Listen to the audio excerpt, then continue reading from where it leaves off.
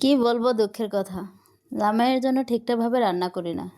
এজন্য কিছুদিন পর পর ঝগড়া লাগে। মাঝে মাঝে দুই একটা মাইরও খাইতাম। কিন্তু যেদিন থেকে ফেসবুকে ভিডিও আপলোড করি সেদিন থেকে ঠিকই দুইটা তিনটা আইটেম রান্না করি।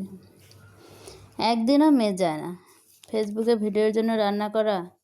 এটা দেখে একদিন জামাই জিজ্ঞেস করছে, আচ্ছা তুমি ফেসবুকে ভিডিওর জন্য তো ঠিকই রান্না করো, কিন্তু আমার জন্য রান্না করো না কেন? এর কারণ কি জানতে পারি?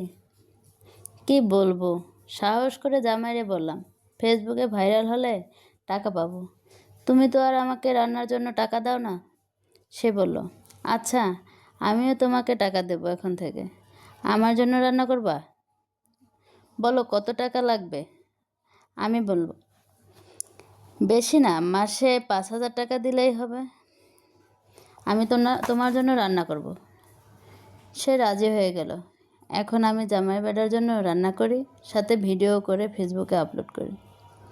এখন আপনারাই বলুন তো, লাভ কার হলো, আমার না জামাই বেটার?